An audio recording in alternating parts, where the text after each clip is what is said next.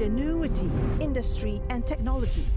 The Scandinavians, particularly the Swedes, are living proof that rapid urbanization can work hand in hand with nature, such as turning waste into wealth. The Dutch, on the other hand, have had 20 million people living side by side with the North Sea. In rapidly developing flood-prone Southeast Asia, what can we draw and learn from the best? Find out from the experts at Slick. Book now. Hi, I'm Chef Hari and welcome to Stratos Hari Malaysia Baharu. We are live at the Smart Living and Innovation Caucus, or SLIC 2018.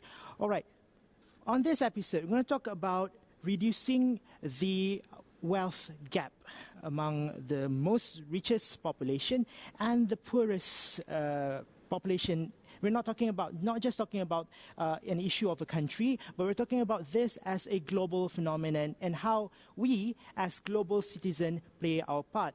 And tonight, I'm very glad to have Mr. Louis Faure. He is a coach at Gawad, Kalinga, Enchanted farm in the Philippines. He is a French by citizenship, but he chose to work as a coach in Gawad, Kalinga, Enchanted farm in the Philippines. All right, a bit of background for Louis. At the age of 21, he traveled to the Philippines to find a more meaningful use of his competencies for his internship, of course, and I quote what he used to say and reported in the internet. He said, while my friends in Paris with L'Oreal, in Hong Kong with Louis Vuitton, or in New York with Morgan Stanley, while they would take the metro to work, I would ride a horse. Although they had an office with a view, I had a view with an office. And now you're entering your 4th year at Gawad Kalinga, Enchanted farm. You started as an intern, now a coach yourself. My first question is, what makes you stay? Okay. Well, first, good evening, Carol. Thank you for having me. Thank you for inviting me to speak tonight. Why staying, you said? Yeah. Why the Philippines? Well, as you already mentioned, I was attracted first by the Philippines because I felt this place, the Gawad Kalinga Enchanted farm, was where I could find a way to match competencies that I've been trained to acquire through my education, coming from a business school, top business school in France, and match also something more purposeful of how could I make the best use of it. I had no idea what to do with it. I didn't know where it was going to lead. But fast forward 4 years later, so actually now, I'm now convinced that my place is here in the Philippines, in Southeast Asia. Some people would ask me the rational reason, and I would say, oh, it's a growing economy, it's an interesting part of the world to be right now. But I guess it's, for me, a deeper sense of understanding that today the Philippines somehow holds a key for me to help my own country and probably to help also the rest of the world. Because I see a lot of wealth in the Philippines, in the Filipino, which is what we're not used to hear about the Philippines. And my job now is try to facilitate how bringing people in the Philippines can transform them and help my country get out of its own poverty, which is very different, the poverty of the Philippines, but that's precisely where the Philippines can actually help France, I believe.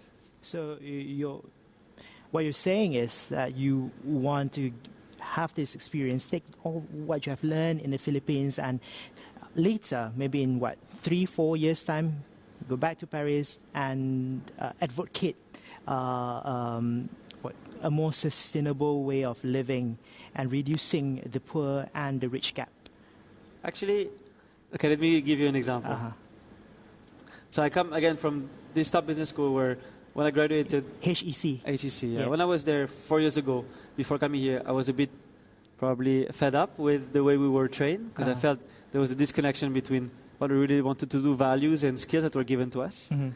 But now, 2 weeks ago, I had a call with the dean of my school where I graduated last year, because he invited me to speak in September to welcome the new students. Back in Paris? In Paris, yeah. Of course. So, which is interesting to bring in someone who just worked for an NGO to welcome the new students. And he asked me, saying, okay, we just got a donation to open a chair on purposeful leadership. All right. And we'd like somehow to find a way to work with you because with the Philippines, you have an amazing platform to make sure that all our students who go through our education, go through our training, actually get out as purposeful leaders. Congratulations, number one. Number two, yes. When we talk about sustainability, there's a gap, yeah, in school, in business schools all around the world, where many forgotten that there's huge number of poverty, and according to reports by WEF in 2016 and later in 2017, the gap between the rich and the poor are becoming widening, bigger, enlarging.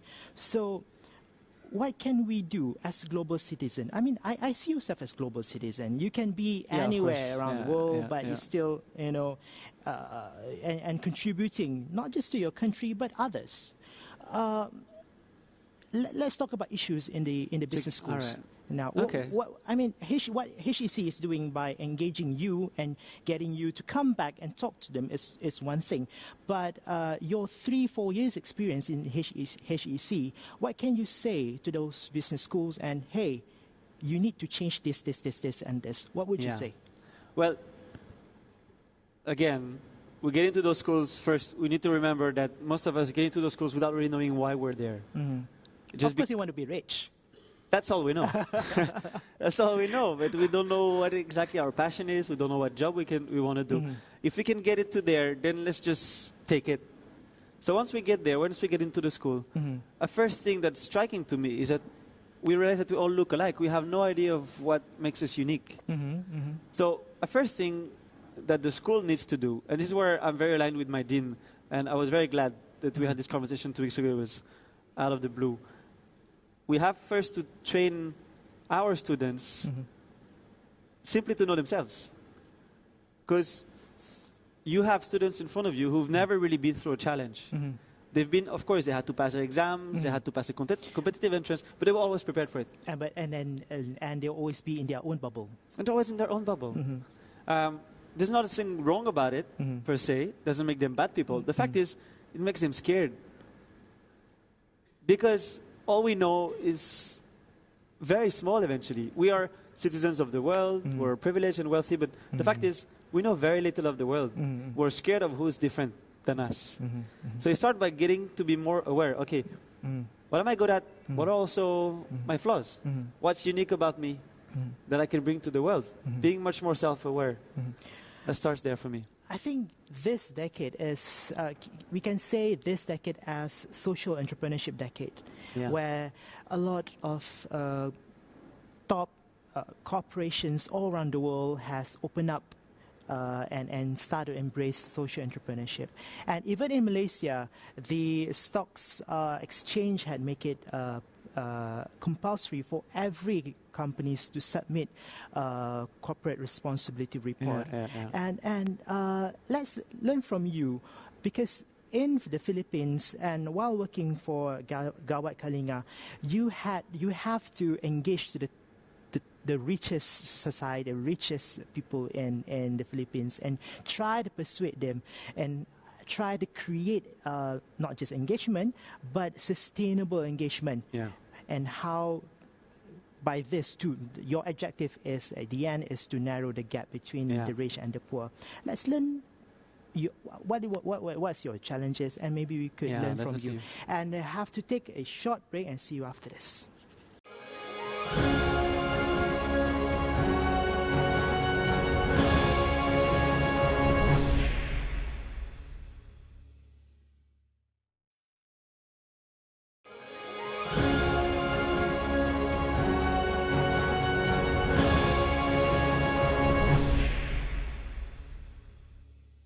Welcome back. We're still live from the Smart Living and Innovation Caucus, or SLIC 2018. We're still with Mr. Louis Faure. He's a coach at Gawad Kalinga Enchanted Farm. A bit of background: Gawad Kalinga is an NGO based in the Philippines. I'll let Mr. Louis explain it further. But what we know so far is, as a coach at Gawad Kalinga, you are mandated to engage the top tier of the society in the Philippines and get them to be involved in the community building in the Philippines. And your main objective is to reduce the gap between the poor and the rich. Exactly. What is your biggest challenge so far? Okay. Just before I reply to that question, I'll just take back what Gawad Kalinga is. Gawad Kalinga is the biggest NGO in the Philippines, a Filipino NGO that aims very simply at ending poverty by 2024, which means 5 million families, which is a huge target. They've been, of course, targeting the poorest communities, creating intentional communities all over the country, relocating about 200,000 families. That was a start. All around the country. The second phase has been to create social entrepreneurship. So go get the youth from the poorest communities, train them to be social entrepreneurs, for them to go not necessarily up the ladder, but to be able to totally embrace their capacity to create businesses, to create opportunities in the province. I came in, tried to help first those social entrepreneurs. And I started raising chickens for 3 years, which I haven't mentioned yet. Every day, every hour, my work was raising chickens. Even when there's a typhoon, you have to go up at 2 a.m., check on the chicks to check that they're not wet. Until I realized that was an amazing experience for me. I learned a lot from it, and I think I'm more here because of this experience. But also understanding, okay, this is not where I'm the most relevant. People can do that job better than me. They will also be more motivated than me because they are sons of farmers themselves. So who they're helping are their fathers, their cousins, their uncles. All right. Well, for me, it was still a remote concept of farmers, though I know a lot of farmers. It's still remote. And I realized that I was relevant talking to people who look like me. Those millennials who belong to this maybe international culture today that is quite, I mean, there's all similarities between maybe the wealthiest in the Philippines, the wealthiest in my country.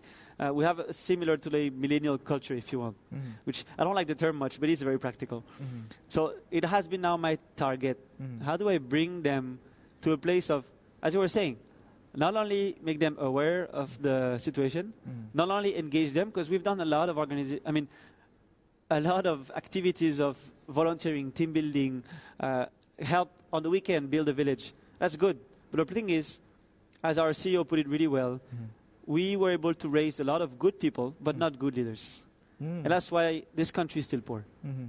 So the whole job now, that's where your question comes in, is how do we bring those people, not only to be aware and doing some good deeds on the weekend, but for them to be actually lead their life towards nation building, towards ending poverty, towards helping address the challenges of today, of the world that we are going to inherit, which is, there's countless problems and we don't even need to mention them. We know that the fear is there because the issues are huge.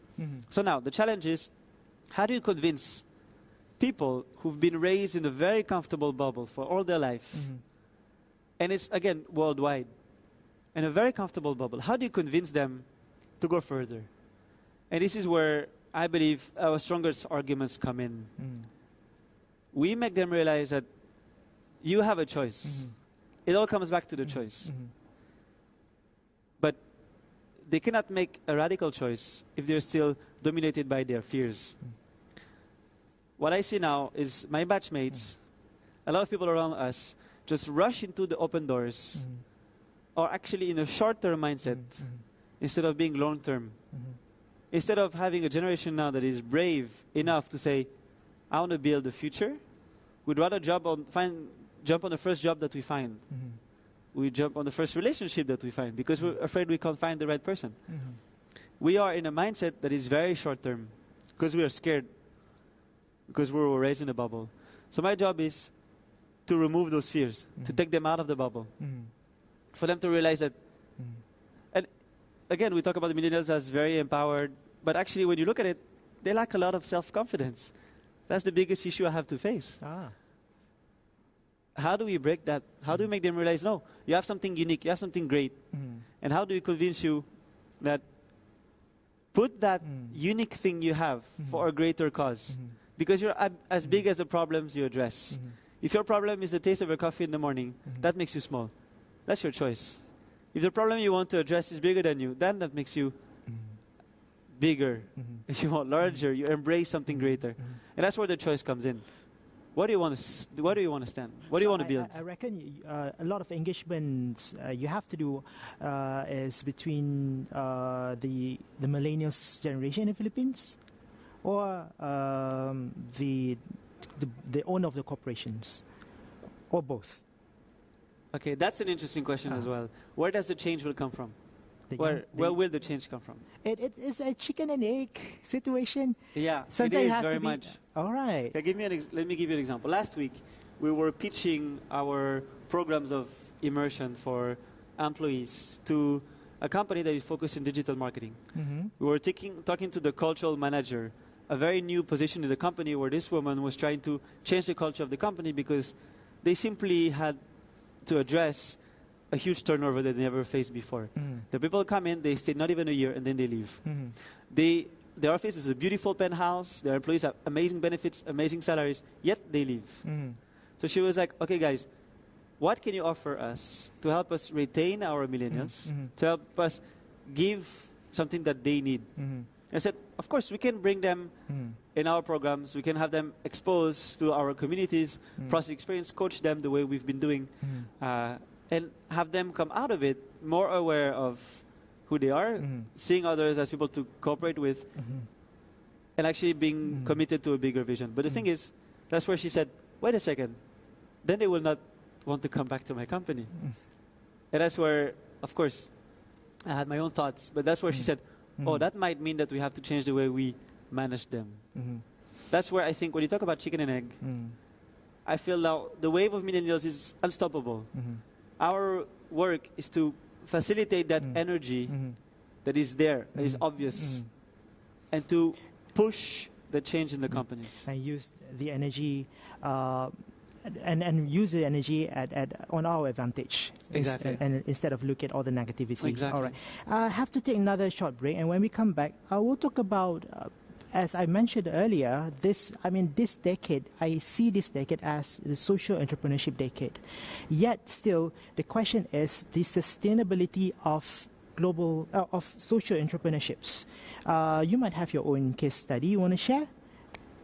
I believe so. We're going to take our last short break. Definitely, of course. We come back after this.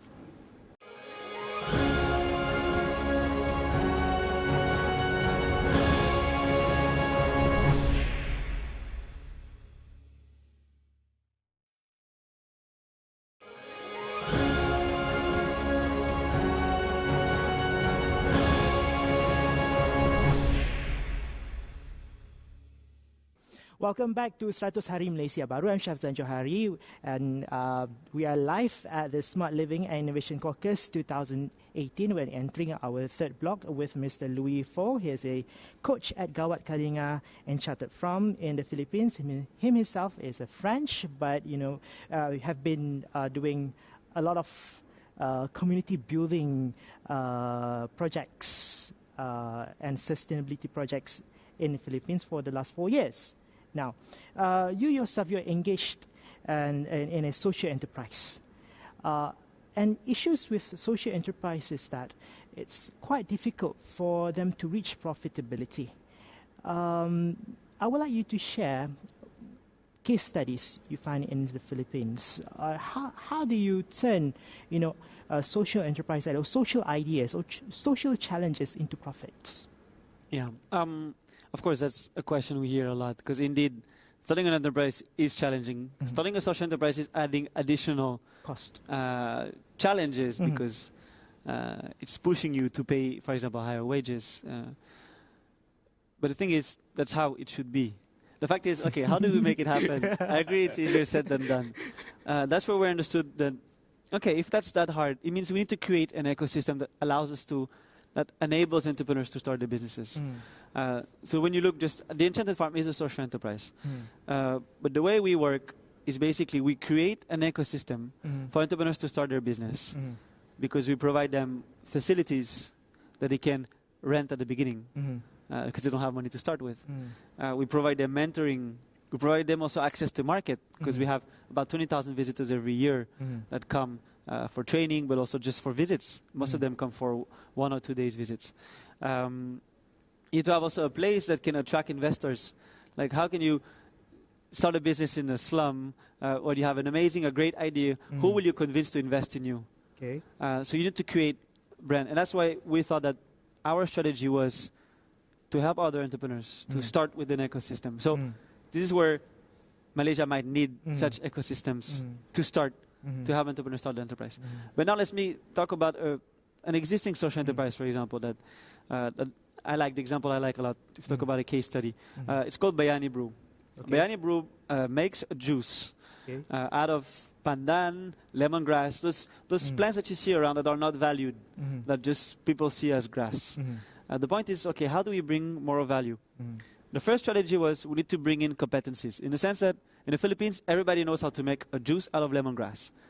The fact is, if you go to the stores, you don't find any iced tea made of lemongrass that comes from the Philippines. You just find C2 and other brands from other countries. So how do we bring this product to the store, which is what social entrepreneurship is trying to do? As we said, bridge the gap. You have farmers growing lemongrass. You have a market that would love to have the lemongrass juice in the shop, but nobody makes that bridge. So that's where the entrepreneur comes in, right? The strategy was get in the skills. So the mother who knows how to make the juice is partnering with, in this case, 3 graduates of a top school in Manila. One is into chemistry, the other one is into marketing, the other one is into finance and accounting. So you bring in the core competencies. You cannot do it without the core competencies if you want that business to grow, to fly. The second thing is they start with non-negotiables. We will never pay our lemongrass below 40 pesos per kilo. When usually dealers buy it for 10 pesos because we believe 40 pesos is an entry point. Fair price. Fair prices. And then we won't pay wages below this point. And the third non-negotiables with your customers, we won't give them artificial flavors. So obviously you understand that you start with higher cost than any of your competitors. That's why you can't compete with them on the same market. That's why you need to put yourself in another market. So instead of selling... market? Sorry? Premium market? It has to be a semi-premium. All right. So you talk about a 5 ringgit bottle. Instead of a 1.5 ringgit bottle, you talk about a 5 ringgit bottle. But you have to be able to sell it. So your marketing has to be good enough for you to sell it. They started as the most social drink, didn't work. They went to the healthiest drink in the country, and now it works. But the reality is, most people, the marginalized community, they would not going to know how to do global scale kind of marketing and branding exercise. And I think coming from this part of the world, that is why we need a lot more global citizens like you to come and be part of this movement. How to get more people like you? That's precisely the whole question here. Is if you have to bridge competencies, you have to bring in people who can understand scale, who can invest.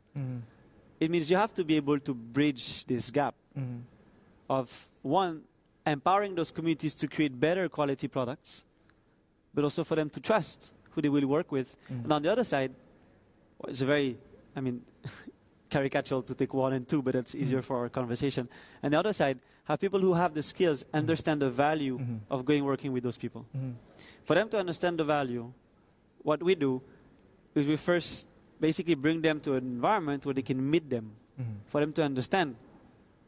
And understand means it's not about studying the people, but it's about living with them. All right. You live with the farmers, you understand what's happening in their lives, and you realize also that what you're going to be doing with them is not out of curiosity or because it sounds cool. So after all, it's about going out of your bubble. Exactly. Last have to go out of the bubble. Right. This is going to be very short answer from you. After 4 years in Gawad, Kalinga, Enchanted farm in one of the most remote area in the Philippines, are you happy? Very much. Thank you very much. Thank you very much, Louis Faure, from Gawad, Kalinga, Enchanted farm in the Philippines. And we were talking about being a member of Global Citizen and our role to reduce the gap between the most richest society and the poorest society in the world. And you were watching Stratos Hari Malaysia Baharu from the Smart Living and Innovation Caucus 2018. Your views, share with us through our social media, Facebook and Twitter. Till then, I'm Shafzan Johari. Good night. Thank you very much. Thank you so much. Good night.